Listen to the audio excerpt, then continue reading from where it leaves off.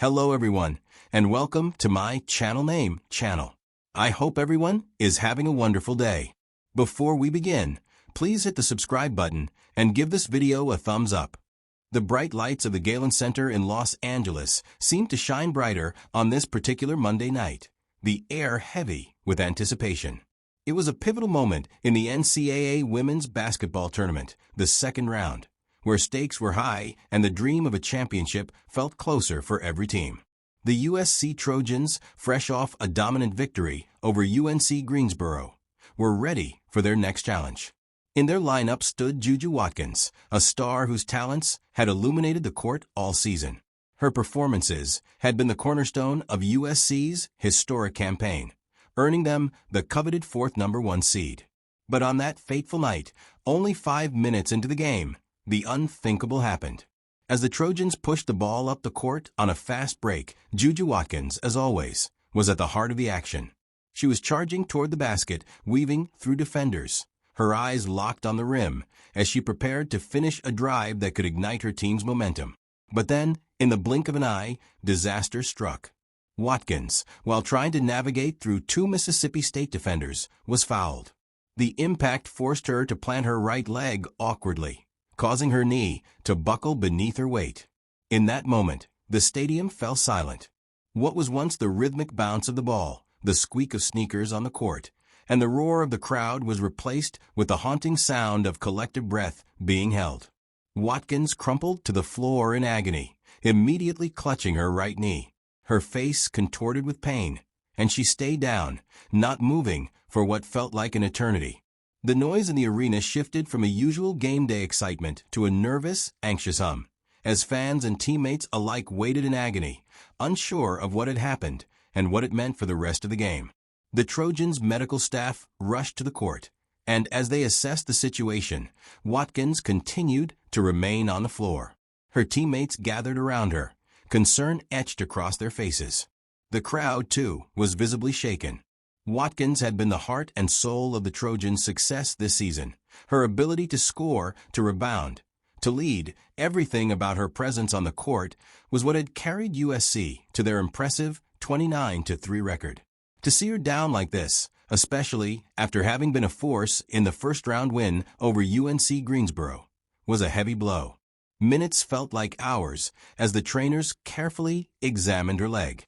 Her right knee had clearly given way under the strain of her explosive movements. She was unable to stand, and with great care, the medical team made the decision to lift her off the court. As they helped her to her feet, the crowd held its breath once more, the hope that she would be okay fighting against the reality of the injury. A hush fell over the Galen Center as Watkins was escorted off the court, her right leg braced in support. She never stopped clutching her knee, her face reflecting the kind of pain that only an athlete who had pushed herself to the limit could understand. The Trojans' bench remained eerily quiet, knowing that their star player had left the court, but also realizing that they would have to forge on without her for the remainder of the game and potentially beyond. At halftime, a statement from USC confirmed what everyone had feared: JuJu Watkins would not return to the game. The statement said she was being evaluated by the medical staff at USC Keck Medicine, but there was no immediate word on the severity of the injury. As Coach Lindsey Gottlieb spoke to ESPN during the halftime break, her voice carried both concern and optimism. "She's getting seen by our great medical team. We have a group and a fan base and a team that's going to have her back no matter what," she said. "JuJu is the toughest kid I know, and she's going to be good one way or another." The faith that Coach Gottlieb had in Watkins was unwavering, even in this uncertain moment. She wasn't just speaking as a coach. She was speaking as someone who had seen Watkins' tenacity and resilience firsthand. The Trojans had been through a lot together, and if anyone could bounce back from adversity, it was JuJu. Chapter 2. A Season to Remember. JuJu Watkins' journey to stardom had been anything but typical. A high school prodigy out of California, she had earned the respect and admiration of coaches, scouts, and players across the country. Known for her scoring prowess, versatility, and work ethic, Watkins quickly became a sensation upon joining the USC Trojans. It didn't take long for her to make her mark in college basketball, and her freshman season was nothing short of spectacular. Despite her individual brilliance, Watkins' real success came in helping elevate USC as a program. Under Coach Gottlieb, the Trojans had transformed into a powerhouse, reaching the Elite Eight in Watkins' first season. There, they met UConn and the immense challenge of facing off against the incredible Paige Buchers. Though the Trojans fell short that day, the experience of playing on the national stage with Watkins leading the way cemented their place among the top teams in the country. But this year, USC had a different aura. They had grown stronger, smarter, and more focused. Watkins had been nothing short of extraordinary, leading the Trojans to a 29-3 record and securing a #1 seed in the NCAA tournament. Her numbers were staggering: 24.6 points per game, 7 rebounds, and 3.5 assists.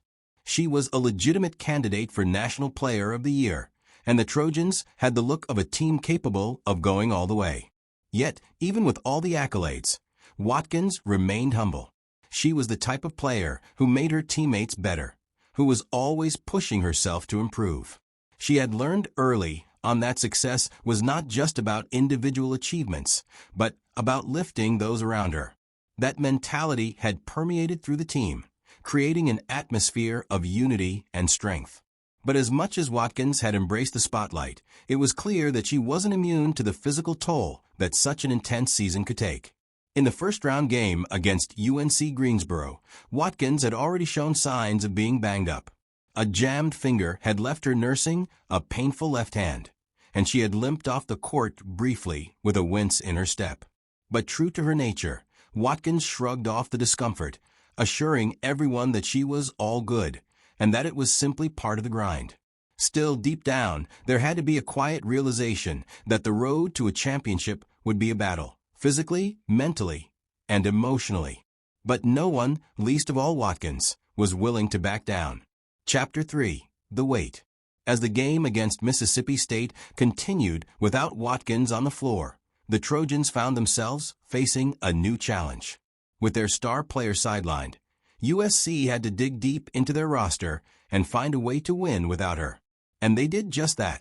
The team stepped up, led by seniors like Cuddy Sissoko and Shayna Pellington, who assumed bigger roles in Watkins' absence. Despite the tension in the air and the uncertainty of the moment, USC fought on, determined not to let their title dreams slip away. The final buzzer sounded, and the Trojans had emerged victorious, but the celebration was bittersweet. Everyone knew the road ahead was uncertain, and the weight of Watkins' injury loomed large. As the team gathered in the locker room, Coach Gottlieb addressed her players. "We've got each other's backs," she said, "and we'll keep fighting together." So what do you guys think about this update? Let me know in the comments below. And if you like my videos, please press like and subscribe for more. I'll see you guys next time.